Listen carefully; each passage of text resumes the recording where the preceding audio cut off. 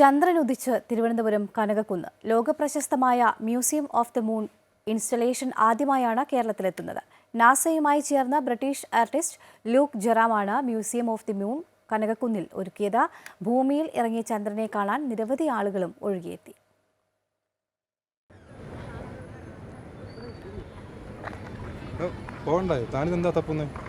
ചന്ദ്രനെ കാണുന്നില്ലല്ലോ, കുറച്ചു നേരമായി ചന്ദ്രൻ ഇല്ല.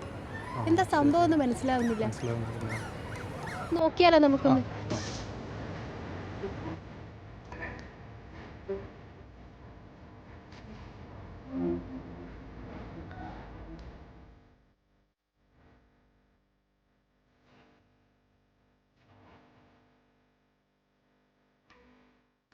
നോക്കിയേ,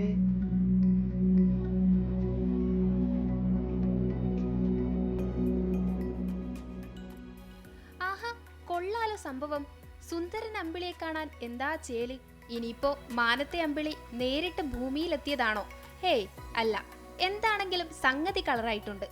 അതുകൊണ്ട് തന്നെ ചന്ദ്രനുദിച്ച കനകക്കുന്ന് നിറഞ്ഞ് ആളുകളും എത്തിയിട്ടുണ്ട്. പറയാ, ഇന്നത്തെ ചന്ദ്രനെ കാണുന്നില്ലല്ലോ ആകാശത്ത്. അപ്പൊ ഇത് യഥാർത്ഥ ചന്ദ്രനെ പിടിച്ചു വെച്ചേക്കാണോന്ന് അവൻ ചോദിക്കുകയാണ്. അങ്ങനെ തോന്നിയാ? ശരിക്കും ഭൂമിയിൽ തന്നെ ഇറങ്ങി നിൽക്കുകയാണ്. നമ്മൾ എക്സ്പെക്ട് ചെയ്തില്ല, പക്ഷെ എക്സ്പെക്ട് ചെയ്തതിനേക്കാളും കൊള്ളാം. നല്ല രസമുണ്ട്. നല്ല സർപ്രൈസ് ആയിരുന്നു, ഇങ്ങനെ വിചാരിച്ചല്ലോ. അതെ അത് കാണിക്കാൻ വേണ്ടിയിട്ടാണ് കൊണ്ടുവന്നത്. ഇപ്പം തന്നെ ഈ പ്രായത്തിൽ തന്നെ നല്ലൊരു എക്സ്പെരിമെൻ്റ് പോലെ കാണിക്കാനും നമ്മളൊക്കെ മുകളിലല്ലേ കണ്ടിട്ടുള്ളൂ. 23 വ്യാസം എന്നൊക്കെ പറയുമ്പോൾ നമ്മൾ ഇത്രയും പ്രതീക്ഷിച്ചില്ല. നന്നായിരുന്നു. എന്തായാലും ഇത്രയും വലിപ്പം പ്രതീക്ഷിച്ചില്ല. 3 നില കെട്ടിടത്തിന്റെ ഉയരത്തിൽ 23 അടി വ്യാസമുള്ള ചന്ദ്രഗോളം ആദ്യമായാണ് കേരളത്തിൽ ഉദിക്കുന്നത്. ജനുവരിയിൽ ആരംഭിക്കുന്ന ഗ്ലോബൽ സയൻസ് ഫെസ്റ്റിവൽ കേരളയുടെ ആമുഖമായാണ് ഈ ഇൻസ്റ്റലേഷൻ കനകക്കുന്നിൽ പ്രദർശിപ്പിച്ചത്. ചന്ദ്രോപഗ്രഹത്തിൽ നാസ സ്ഥാപിച്ച ലൂണാർ റെക്കനൈസൻസ് ഓർബിറ്റർ ക്യാമറ പകർത്തിയ യഥാർത്ഥ ചിത്രങ്ങൾ കൂട്ടിയിണക്കിയാണ് artist Luke Jerram Museum of the Moon ഉണ്ടാക്കിയിരിക്കുന്നത്. Hello, it's lovely to be here as a part of the Global Science Festival to help launch the festival with my artwork, The Museum of the Moon. And this sculpture of the moon has taken me 15 years to create.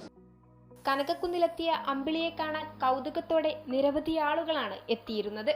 ഇന്ന് രാവിലെ 4 മണി വരെയാണ് കനകക്കുന്നിൽ സുന്ദരൻ അമ്പിളി ഉദിച്ചു നിന്നത്. അപ്പൊ എങ്ങനെ സുനിലേട്ടാ, മുകളിലുള്ള ചന്ദ്രന് താഴെ കണ്ട സ്ഥിതിക്ക് നമുക്ക് മടങ്ങിയാലോ? പോലെ